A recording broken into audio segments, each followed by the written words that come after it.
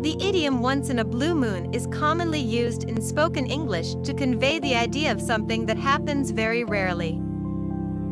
It refers to the occurrence of a second full moon within a calendar month, which happens approximately once every 2 to 3 years.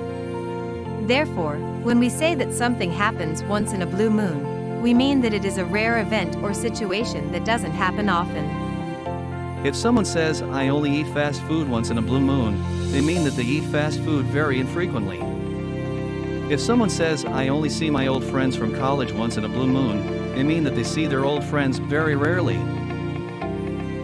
This idiom is a colorful and expressive way to describe rare or infrequent occurrences in daily spoken English, and it can be used in a variety of contexts.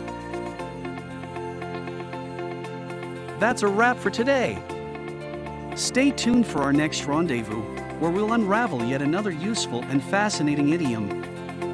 Until then, take care and keep expanding your language skills. See you soon.